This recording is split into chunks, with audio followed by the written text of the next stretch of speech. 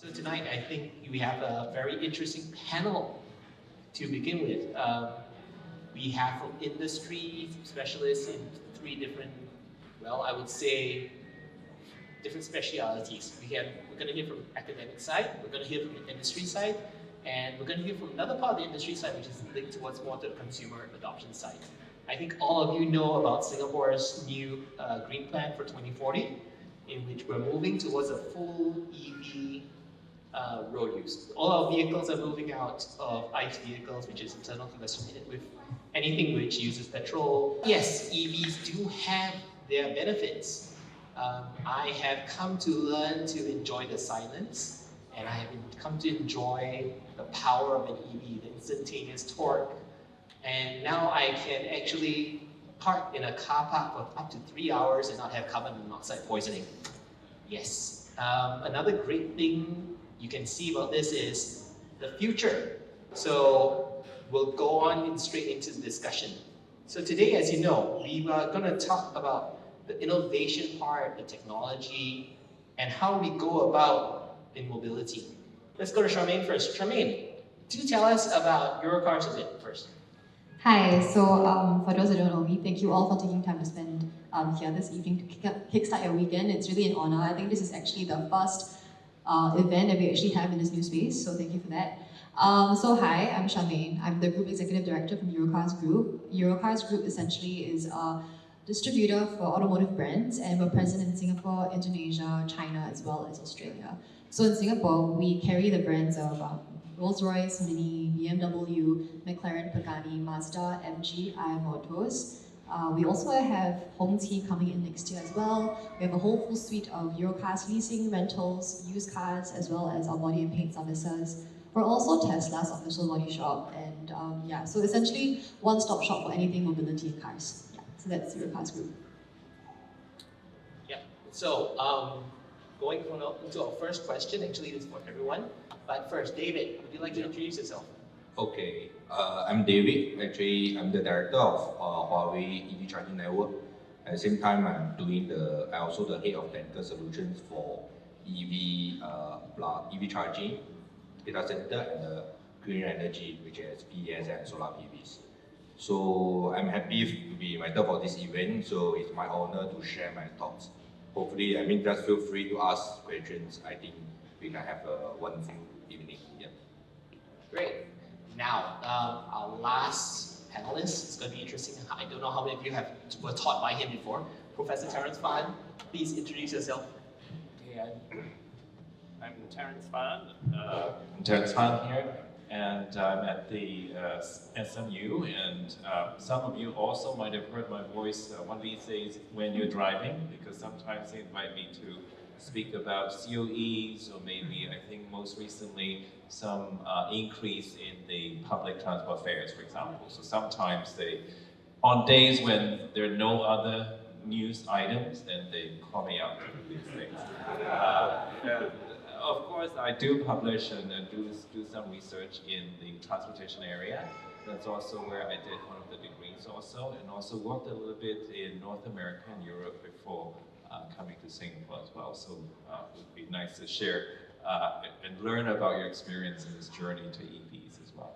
This is our first question to Charmain. So from Eurokars' vantage point, how are buyer expectations evolving in Singapore across the APAC region when it comes to EVs? Okay, so yes, thanks for that. Actually, we have been around for this, will be our 40th year in existence. So this company was basically set up by my dad. I think probably one of the reasons why this shift to e-mobility is so seminal for us is because this company was started with my dad's passion for cars. And as you know, for many petrol heads, that's where the car passion really starts, right? So then how do you then still inculcate that in an EV car today? Because the vibrations are still not there, the sound is not there. The essence of what a true car is not there anymore. But regardless of that, we also realized some time back in about 2014, we've actually already started selling models like Mazda, for example, PHEVs and hybrids. So in fact, most of our team has already been fully trained in technical stuff, as well as our places, like our service center in Penjuru, already has like an area that services batteries. So we've always been cognizant of the fact that the car industry or the automotive industry will never stay fully petrol. There'll be alternative forms of fuel that will be invented in time to come. So with that, in 2019 actually, we then incorporated Eurokars EV, which is this subsidiary here that now retails IM Motors as well as MG. With this shift, at that point in time, I think people were still quite apprehensive towards the whole idea of adopting EV vehicles because if you all remember, there was a whole commotion of, oh no, if there's a battery in the car, what if it blows up? You know what, someone dies in the car. So those were the things that we've been hearing. Also last time was all like range anxiety. Petrol stations are everywhere. If I run out of petrol, I can always refuel. If I run out of battery when I'm driving to Malaysia halfway, how? But the thing is, over time, all of these things have been coupled with awareness as well as education, of course, improvement in technology. But to really kickstart this entire thing, we actually were the first taxi fleet of EVs to be implemented in Singapore for MG. So after incorporating in 2019, in 2020, I think we worked together with Strides to introduce the green MG5s that you see on the road as taxis. So I think from that, it was a good test bed for us to see the reception of it, how an EV car would really perform if it goes long distances and being used to the maximum that it is. And after really studying the entire pool of taxis that came back, we realized actually the EV can function, if not good, then better than the combustion engine cars. Actually, in fact, it's more durable and it comes across to even servicing of the car. We see lesser of the taxi people coming in as well with these kind of EV cars because the maintenance isn't as hefty as it is compared to a combustion engine car. So with that, slowly that's the shift towards e-mobility from our end. And I think from that point on, we've also decided to include more and more models. With us now doing Sunwind. Sunwind's actually an EV bus, so now we also sell buses next year, and also Hongqi as well. So in that sense, while we still try to retain the main portfolio of cars, which is the combustion engine cars like the other makes, we also see our own distributors also having flagship EV models. So I think every single car brand now has minimally at least one EV, or if not EV yet, then a hybrid model of a car, because they realize that this is where the automotive industry is really moving towards. And I think as Eurokars, what we can do is to really provide that platform for every single group of customer and to meet every single possible demand when it comes to mobility needs. Yeah, actually a big question actually today would be, how do you think customer expectations would change them in the next 2 years? I think reliability is definitely one thing. Actually, if you're talking about stats, we've actually realized across our group, we've sold about 30%, 29% worth of EV models last year, but this year is inching up to about 35% to date, and right now it's just October. So that in itself, I think, is a big shift. And with that, when the customers come in, we realize that what they want is something that's intelligent and smart. But then again, if we look across board now for most EV cars today, left to right is pretty much the same. It's similar to how it's like a Apple or a Samsung, which every new edition that comes out is pretty much the same features back and forth. So I think one thing that has never really deviated, I feel, was the attention that the customers have to the service that's provided by the retailer. I think all in all, EV makes are pretty much more or less the same in terms of the torque is there, right? If you're talking about a combustion engine car, of course, every single car has different suspension stability.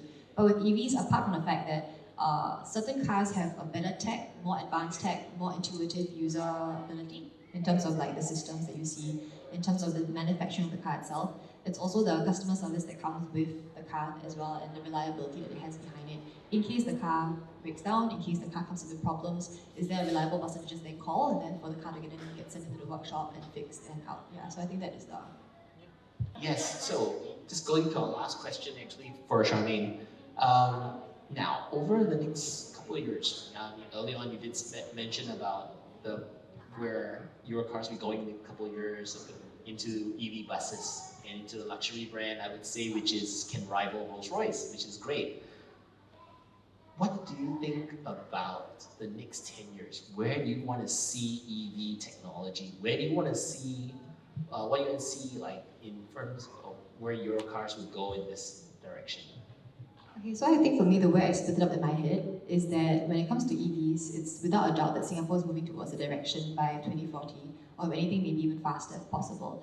So there's two camps of people who adopt EVs. One who definitely are more into the techie side, the ones who like the new innovations, the cool stuff about the car, the comfort of the car as well. The other one is adopting it because policies are pushing for that, and I guess eventually it will become cheaper to own an EV car. So for that camp, it's also more of how do I still retain the feeling of being a driver in a real car, but in an EV car instead.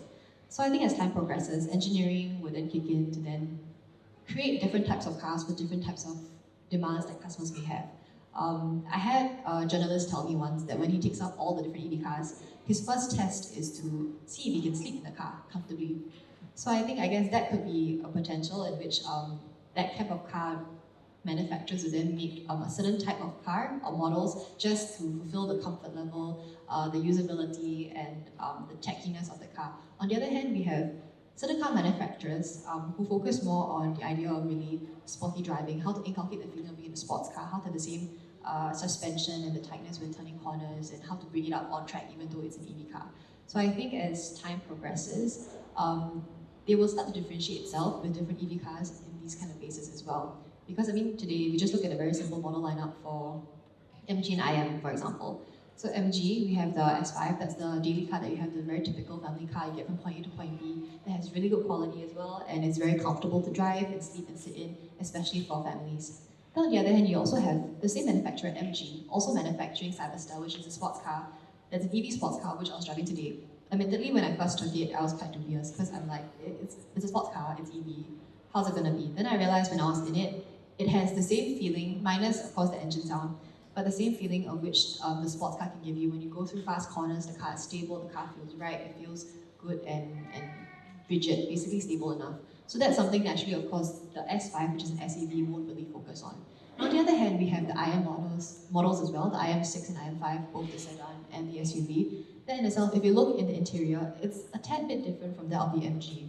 The usability, the interface is really more focused for tech. So I think as time really goes by, the market will start to identify different types of demands that customers would want, and it would then evolve to really fit all of these different changes and demands. David, I have the question for you. What has been the biggest hurdle in deploying chargers across Singapore's dense urban landscape? And how are you unlocking this? Alright, okay. So actually, the answer I was told by the sales team that now by talking, just maybe few. So they also know is the grid. The grid is not able to support the ultra fast charging or fast charging. So which is sometimes no choice, you will need to wait for more than like 5 hours, 6 hours to use the AC chargers. Because our previous, I would say the previous infrastructure didn't plan for it. I mean, no one knows now like the EV can absorb like today M6 can for cabin can 396 kilowatt, and you just need 18 minutes to charge it. So that is the kind of things I think even to the sales team, they also have when I introduce the car to my customer, where can find the chargers. So that is the meaning for us is how to unlock the full potential of the car. Because you are paying the full price, you should be able to unlock the full potential. So the answer actually very simple is the grid support, or in short, electricity, whether there's a sufficient joules for you to build up something like the petrol kiosk, or in China now you call it like EV charging hub or EV charging park. So with this, I think now we're also facing the difficulty. I think when we first, because like what we're offering is ultra fast charger. I think if someone read the news, we have signed some MOU with LTA Eve and some with Single Power. So that is also when we first try to identify the sites, we face this difficulty. So in order to solve the issue, I mean, since it has been announced the first time we had Temasek Poly, so they only have about 100 kilowatts available. So we have no choice, we have bring the energy storage, which in a layman term is like a power bank. So basically when Cat A of IM6 you come in, you can charge it at 150 kilowatt without discharge the batteries. But when Cat B for M6 come in, the battery will kick in and you can enjoy because it's just 80 minutes. One battery typically about 215 kilowatt hours, so you can easily charge maybe 2 to 3 cycles of the cars. And charging is always a passive and is not constant, because of course it has fuel every day. The car is queuing there and very happy. So off the peak hours, you can use either from the grid or from the green energy like solar PV or this. Yeah. So with this energy storage, I think we can solve the issues. Yeah. What's one key capability of infrastructure in which you would say would be a game changer in accelerating EV adoption, in Singapore or in Southeast Asia? What piece of technology can you see coming? Okay, I think two sides. One is from the car itself. I think actually I can share a statistic. When back to 2022, in China there are only 19 models which supporting fast and ultra fast charging. back to last year, like 2024, there are more than 170 models. And if you see this year, when in Shanghai Auto Show in April, so it's already about 200 new models. So with all this, it keeps increasing. So with the matured battery technology, typically instead of 1C battery, 1C basically is you need 1 hour to charge. Now typically the car moving to 3C, 4C, even 5C. So 3C means you just need 20 minutes. So now at this, and even just already available, although it's not commercial on the car, it's just 12C batteries, which easily you just need 5 minutes to do full charge. So with this technology, and it's getting mature and mature, and the raw material of the lithium ion is reducing. So if you're looking at the raw material from 2022 and 2022, it dropped about 70%.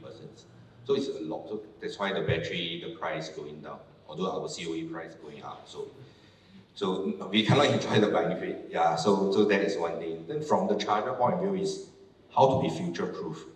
Because I can cater to install the charger now, but with the new technology, every year is changing. So how can it be future-proof? I give you an example, back to early days when the EV available, I think Tyron have everything is on 400 volt charging platform. And then now easily all going to the 800 volt charging platform. So because you cannot keep increasing the pumping current, because we are all human beings, we cannot keep carrying that very heavy guns to plug in. The only way is to increase the voltage. So we downside the power can have a higher power charging. So with this technology, I think with the higher voltage, now I think the highest is going to, I think if someone really needs BYD 1000 volt, I would say more and more people is adopting this, and then next we move on to megawatt charging. So with this, typically, I think in China now, you have the same experience as pumping the petrol, but you have more flexibility. It doesn't mean we don't need the slow charge. We still need, I mean, someone we stay in condominium or HDB when you landed, because you don't wake up in the middle of the night. I mean, you go down to shift the cars. Yeah. So that's why I think in future, I think the ideal case is for residential area. I think there will be AC chargers, and within the zone itself, then there will be something like a petrol kiosk, or we call it ultra fast charging part for opportunity charge. If you come back and say, oh, the EV charging lot has been fully booked by others or being used, then you can go to the nearby like petrol kiosk or charging park to charge it. Yeah, so that is the ideas. Then slowly, I think the earlier charger also will be replaced. Yeah, and just share a little bit more for future. I think we have a vision. I mean, starting from China, it's like now I think for the car, more and more cars come with ADS. So basically, you can when you go to the shopping mall, you can just get out from the lobby, the car will park itself with all this. And as an infrastructure provider, we also do robotic arm to help you to carry out the charger to charge.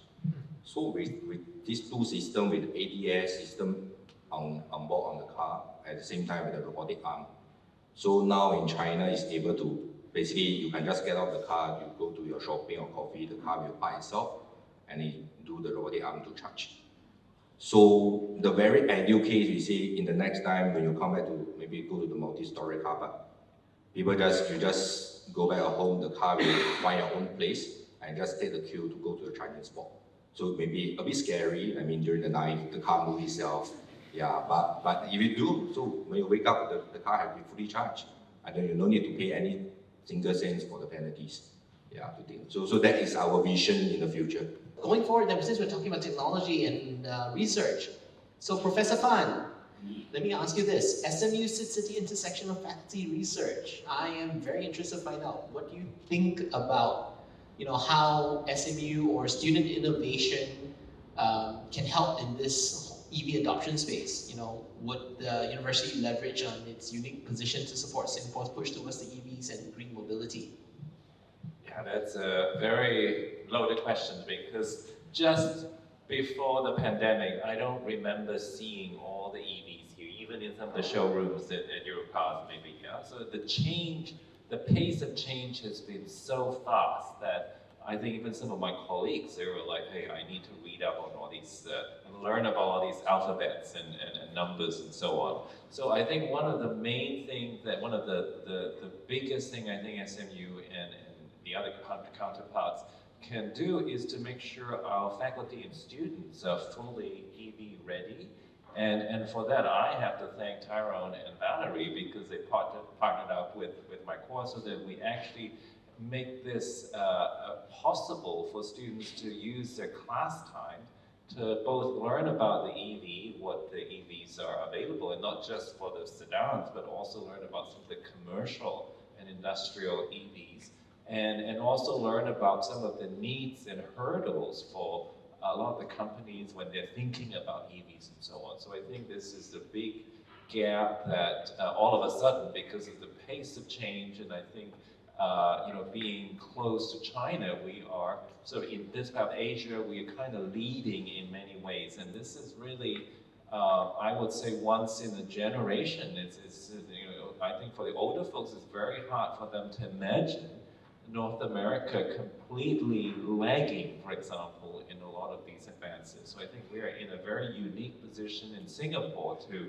take advantage of that and also to get ourselves prepared so that we can be a very great showcase to the world. And by the way, did you know that we actually have EVs, or I say EVs or vehicles made in Singapore now, and that's a big part because of all the robotics technologies that we have. And that's something that 5 or 10 years ago, I would say, hey, I'm not so sure if this is going to happen soon. And this is really happening at a breakneck pace. So as an educational institution, I would certainly love to learn more, continue to, and I'm sure many of you would have new experiences to share as well. And I think our role as a university can sort of play as a somewhat of a neutral role in collecting information and disseminating information, because every time someone wants to learn about EV, it seems like they have to start from scratch. And then they have to read up, learn all the alphabet soup. It's like, can we have a place where it's easier for everyone to go to sort of have an objective of this is what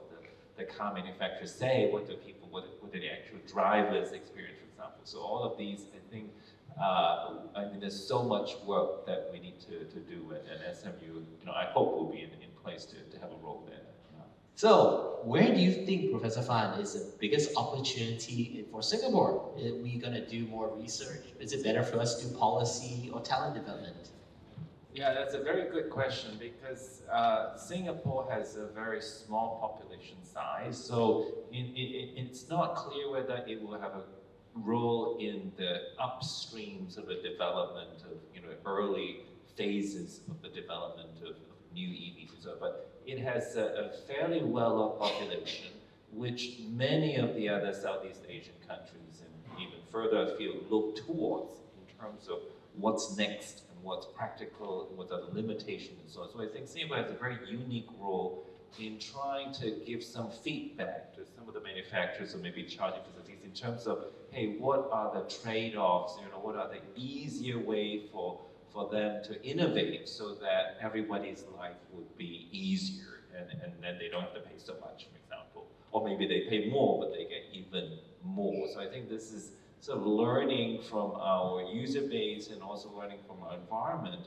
and trying to understand some of the constraints maybe, or maybe challenges for some of the EVs to operate in a humid environment with sudden downpours, and very occasionally, 3 times a month, maybe we have once in a 50-year kind of torrential downpours. That kind of situations, how would EVs function? How would these charging infrastructure function? I think that's a great place to showcase the capabilities of these innovations. So I think definitely there's a role for Singapore. And also it's because the place is small enough that we have different industry players, different needs, and so on. So I think it's easier for us to, very quickly gather around what their special needs and special circumstances, which may sort of hinder or make them hesitate their move towards EVs and so on. So I think it's a great living laboratory, and I think we're living in a great time to be in to sort of learn about and discover all these new things, and hopefully play a role in that innovation ecosystem. So one big question I would like to know, even for myself, what's one trend from the greater Asia Pacific, even China, which Singapore should be paying attention to for the EV market? Let's start with Charmain. I think one trend that we could then be paying a bit more attention to is the fact on how the technology progresses. How do we continue to make EVs more safe for use? How to reduce charging times? How to venture into this realm called autonomous driving, fully autonomous driving? Because I think currently right now Singapore only accepts about level 2, but I understand that it's maybe based on the regulatory concerns of it. But I'm pretty sure this technology is already available. Like for IM itself, in China, they're already doing robo-taxis, which is about like level 4 onwards already. So I think that's something that will definitely trickle into Singapore soon. It's just only a matter of time, and it's a matter of whether the policies would then be in favor of that, and yeah. David. Yeah. Okay, actually just to add on, since we talk about the AV, so I think actually Singapore we are on the right track. So I think if you read the news, I think we start to have L4, the AV buses, which is recently able to BYD, all this, and one of the China. So with this, I think move on. I think I will say the car will be more intelligent. And this is what I observe from China. The cars and people will it tend to be. I will say the traffic or on the road will be more peaceful because everyone start to use ADS. So it's become all very gentleman. It's like, okay, you just following because the system has been trained to that. Yeah, so that is what I have observed. And I mean, you can, if you happen you visit like China, you can just go to any showroom, you can give it a try. Yeah, so and in terms of all the small features, you see, I think, you slowly, I think, we adopted here. Like for example, now we have seen there's a projectors at the back seat. So basically you can watch the movie, although I also don't know good or bad because while we have ADS, you can sit down at the back. But it's not allowed in China, to be honest, but yeah, so, but that people are doing that. Yeah, so all the technology or entertainment is, so the car is more intelligent. At the same time, I think very important is the safety. So because to Huawei, when we charge a car, or even I think when first Huawei don't make cars, so I just do this here. So when we supply or when we see with the partner the batteries, so how to ensure it's safe, and there's more and more stringent, and also one of them. So they will also the China car manufacturer will have a very strict and stringent criteria, even from the government itself. So for the battery, they start to roll out the white paper or a bit technical, all the standards. So for example, the penetration test for the battery, so this, because first this is your Earth, second is human life. So that is the things people will look at, yeah. Well, definitely, my job is cut out for me to get more students to be EV ready, and I think it's a once in a generation behavioral change that we are observing and leading, because even though the EV sales have been taking off, if you count as a fraction of the total vehicle population in Singapore, it's still a very small portion. And even if you count the total new EV registrations, I think it's still only about half or less. So it's like somehow we are still, there's so much more for us to experience the full sort of EV transformation that I think it's just very important for us to understand the decision pain points or maybe reasons for people or companies to hesitate. So I think that experience would be very important for us and for the other parts of the world to learn and say, okay, these are important things to have for this EV journey to fully continue to blossom.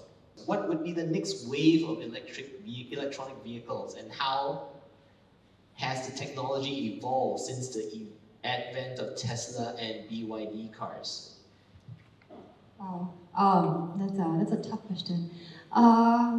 I think during the days of when EV cars first came in, I think Tesla was the most dominant one if I could remember. Tesla was the one that really quelled a lot of doubt with regards to people's apprehensiveness towards the adoption of EVs. Actually, quite a while back, even prior to Tesla's taking popularity, BMWs already came up with the i3s and the i8s. It was very nice, but it wasn't very well accepted. If you look around now, you can still see some i3s moving around, you can see some i8s moving around, and people are like happily flaunting it now, which was not like it like more than 10 years ago. So I think with that, a lot has shifted from the first edition, even of the Tesla when it came in. People's perception to EVs are a lot more open. The second wave was BYD, right? So at the start, without BYD going so hard on flooding the market with BYD cars and slashing prices, a lot of people are still very apprehensive about the quality of China cars or the cars that come from China. But in fact, do you guys also know that some of the continental brands do make some of their EV cars from China as well? So everything essentially is made in China. I mean, they are efficient, they're truly efficient, and their research and their technology is honestly miles ahead from what we've been expecting and what we thought it to be. So I think the next wave of EVs coming in is definitely more better improved intelligent tech. I think the goal, if I really see it properly, is to be able to live in an EV car in the event that your house does not suit you anymore. I feel like that's where everyone's going to, is like your TV is there, you can watch TikTok. Just when the IM launched last week, I was taking a break from like entertaining and socializing, so I was just chilling in the car watching TikTok, and I was like very happy there for the half an hour, and no one was disturbing me. Sound installation was good, audio was good, and honestly I could just stay in there for the rest of it if, no one else came to get me lah. So I think the goal is, apart from improving the safety barriers, is also to be able to give the drivers the option to not have to fumble about the car. So again, I think more shift towards autonomous driving, and also depending on the jurisdiction whether they accept it or not. And also the usability of the interface, how convenient it is, how intuitive it is presented in front of you when you sit in the car itself, and how comfortable it is for you to be able to essentially live inside the car. Add on that point, Yeah, sure. one of the distinction in having an EV in Singapore, which Tyron just alluded to, is the fact that you can have your aircon fully on without, thinking worrying about where your exhaust is going. So I don't understand why people don't repeat more of this, but to me it's a big thing in Singapore and many of the places that are getting hot. Second question from the audience. And this one is to David, because I think this will be best suited for you. What challenges do you face in developing an EV charging business in Singapore? And when there is such low demand for electric cars? I think that's interesting. I think there must be somebody who wants to start an EV charging business in the audience. So firstly, I must say, now the demand is getting higher and higher. And I wish all the EV sales is going up, to be honest. So we have a challenge. So for us, I think with my team, so when we first meet up with the customer, people will have the questions in terms of the business model. Like today, if you are the landlord, are you going to the CAPEX model, or are you going to, let's say, just for profit sharing? I get an operator or investor come in to do the profit sharing. People have uncertainty, and sometimes they were thinking, they also don't know what is the right figure for profit sharing, to be honest. Some feel like I need 50%, some feel 20% good enough. So even the big organization, I just hear no one from Maple Tree, right? So yeah, so they also have their own, like you say, I just profit sharing. Instead of, they totally want to reduce the ratio, they just say per kilowatt hour, you just give me 10 cents, for example. So no matter you run on promotion or run on up and down, your business is your problem. So I will still enjoy it. Yeah. So that is a safer way.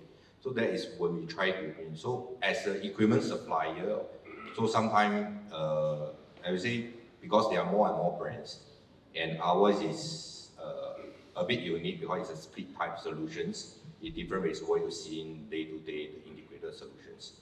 So because it's provided on higher speed, so that's why the price compared to the normal integrated solutions, which is air-cooled versus our solutions is liquid-cooled, there's a premium price, I would say. So people will have questions, especially the ROI, probably from 3 years become 5 years. Yeah. So that is one of the hardest. But from us, how we overcome this, now we don't talk about CAPEX, we talk about life cycle costs. I think same for the cars. I think what Tyron Tan, probably you pay a premium price, but eventually your OPEX cost is reduced a lot. So now we look at this term like LC, life cycle cost. So from here, I think same for the cars, you all can do your own calculations. So they are saving definitely. And of course, I didn't leverage on the platform of Huawei, so we are not just doing the charger. So I always joke with the team, I say, sometimes for Huawei charger, I also cannot just leave it as Wang Elephant, because we also have other business. So if Huawei charger leave it as Wang Elephant, no face. So that's why that is also the motivation to allow our team to help the CPO, help the operator to run on some promotions. We do our own marketing beside our operator, all this. Also, that is, we try to build up the ecosystem while we focus on equipment. We also, at the same time, we try to enable the partners. We build up the ecosystem. So in China, they call it ultra fast charging alliances. So then actually all the car manufacturers are our friends, our members. Yeah. So in Singapore, we try to do the same. So with with Eurokars, with others suppliers, we try to help to facilitate for them. But sometimes we just share with our latest chargers locations. We also probably to help the sales team to at least to share some latest. At the same time, if we also let them to try about the chargers once we deploy, yeah, and we hopefully to help the Singaporean can quickly adopt the EV. Because sometimes we also go for a green future for the next generation. Yeah. So I guess the person who asked that question later, if you want to ambush David, he'll be over there and can buy a Huawei charger to start your business. It's okay. I think you buy an EV first. Yeah, right. How does the need for sustainable operations play a role in deciding if to vertically integrate forward? Professor Fan, I think this would be a great one for you. Yeah, that's a very deep one. I think there are different levels that one can look at, and I would also like to clarify when you say vertically integrate. I mean, because if one buys an EV, then one buys a charger and so on. I think that's sort of what I assume you mean by vertical integration. Yeah, I think that's what he means too. Yeah.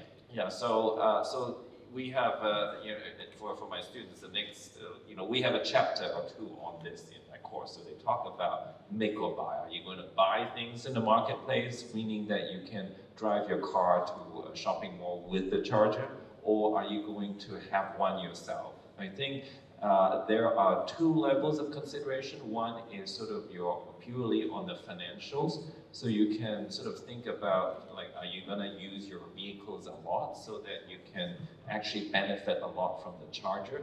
Are you going to have more than one vehicle? You have multiple EVs at home charging off one charger, then you can better utilize that charger and sort of capitalize that cost among more of its users. So I think that's definitely a financial decision. I wish once again that we had a website where everybody you can just look through and you click, on your utilization and so on, and then out comes a number. But I don't think it exists yet. So there's definitely work that cut out for us to do. So that's on the financial level. But your question also comes with this sustainability issue. So a lot of people may also think about the greenhouse gas emissions, equivalent of that, because we know that whatever we do, there is likely going to be an impact. And the same is true for EVs and for charger. Just to have them made and delivered to you, that's already an impact to the environment. And then every time you drive the vehicle, instead of using an ICE vehicles with petrol, that's where you actually impact the environment less by incrementally generating less greenhouse gas input.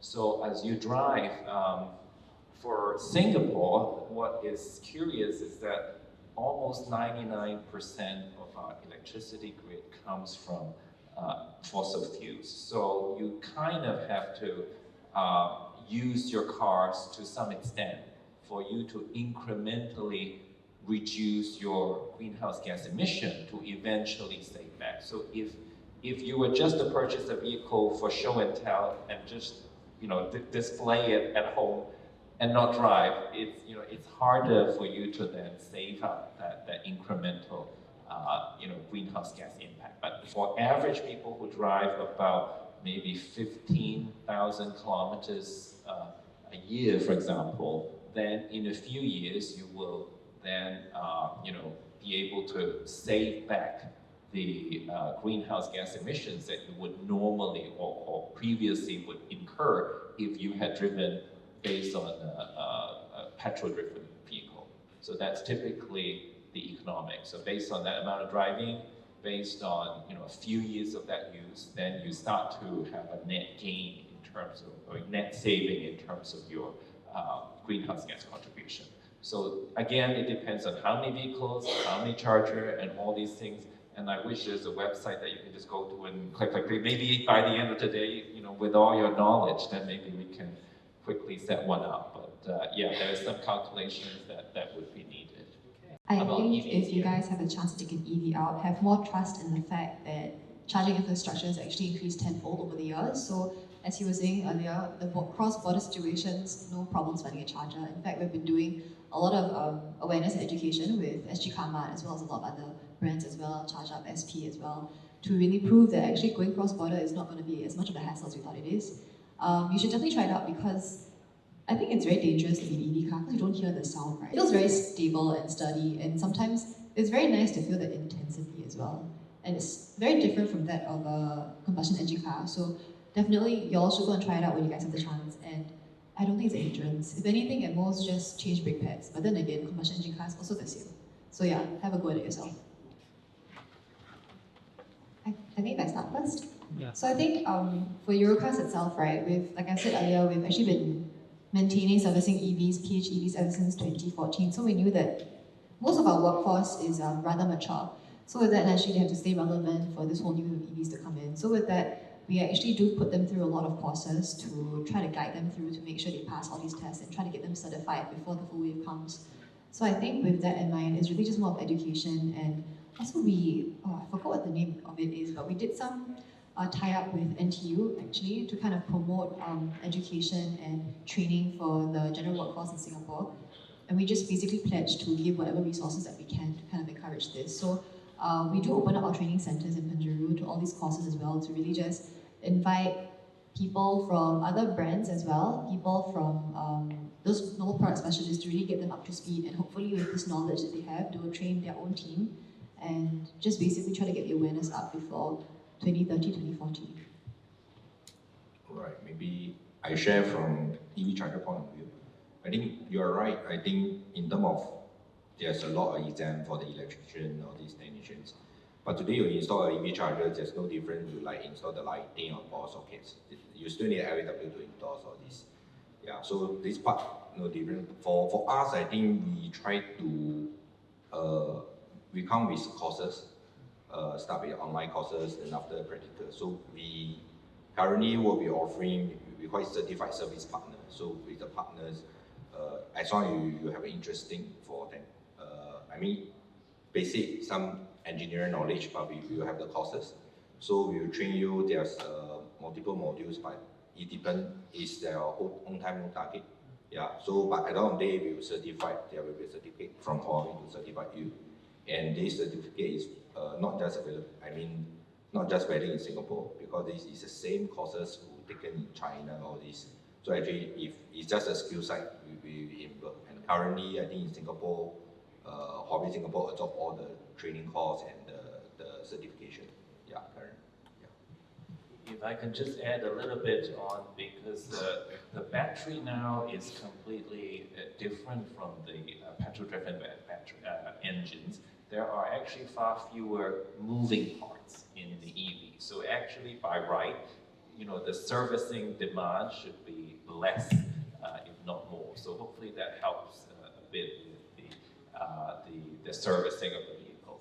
And also a lot of the use for the battery and so on, I think it's more specialized, and they only needs to be changed after some years. Well, if you drive like Tyron, I think you probably need the new battery at some point. But so that would be concentrated from the manufacturer's side of things. So in general, hopefully less servicing demand.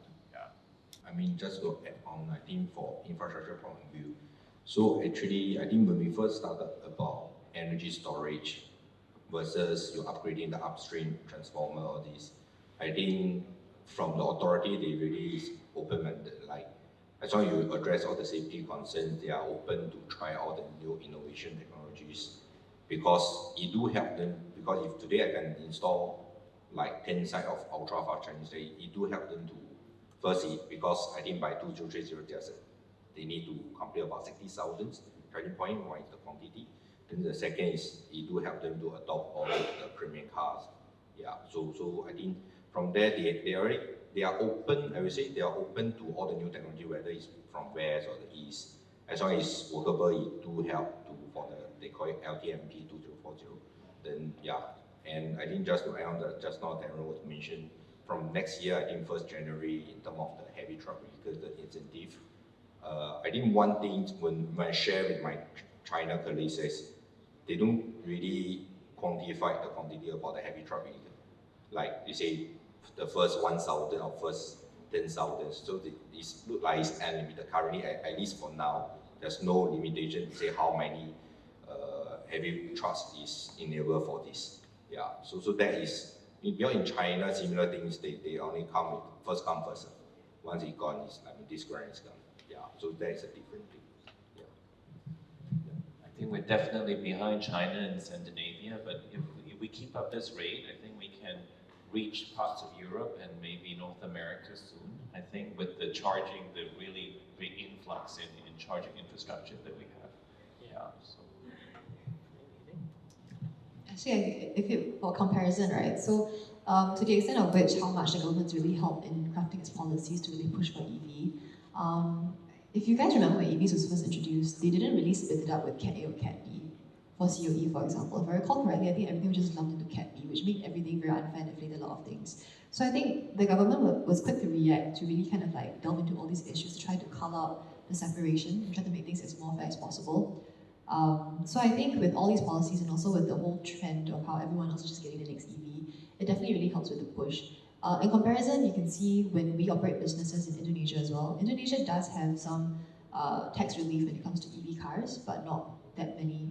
Many people, I mean, it's clearly human nature to not want to change. So I think there was no real prompt in Indonesia versus Singapore, and therefore most of the cars that we retail there is still very heavily focused on the combustion engine as compared to in Singapore. So yeah.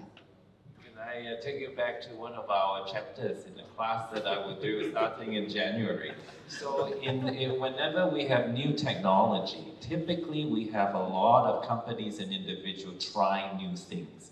This happened with the car earlier on in the early 1900s, happened with airplanes, with engines and so on. So this is happening right in front of our eyes. A lot of people try different things. So if you go to China and list down how many manufacturers there are on EVs, you cannot count on the hands of our panels, okay? So there are so many people and so many companies trying new things.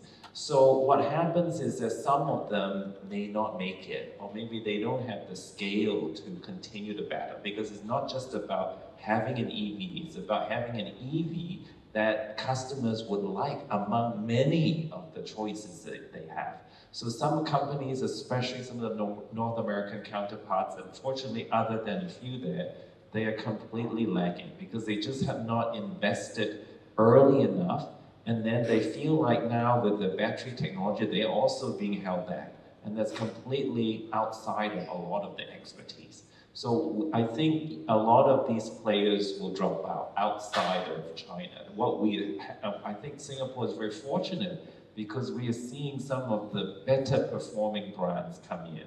So we don't see as many manufacturers as you would if you were to go back to China. We see sort of the very best of the lot and the most competitive of the lot. So I think us being in Singapore, we are very privileged in that sense, yeah. So worry less on that front, okay? If you're in North America, yes, you need to know your brands and so on. So once again, I wish there's a website you can go to and do all these, but every month there's just a new thing that pop up, so it's just a little bit difficult to catch up, yeah. Does that reassure you? Is that an accurate picture? So there is a term for that, but it's called a shakeout. I don't want to, for us consumers is less of an issue, but for companies investing, yes, that's big money that they have to decide on. Okay, so this is a little bit of a controversial view, I would say.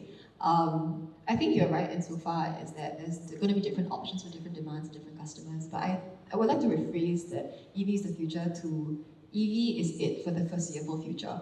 So I think what's going on nowadays is there was a very nuanced switch in the government's policy for 2030-2040's green plan in saying that instead of EV being the future, it was alternative forms of energy or fuel being the future instead. So I think right now the car market has been exploring different types of energy resources to really power up the car. Of course, we have the traditional fossil fuel burning, we have the hydrogen as well. Yes, hydrogen, and there's other forms of, I forgot the names, but there's a lot of different types of fuels as well.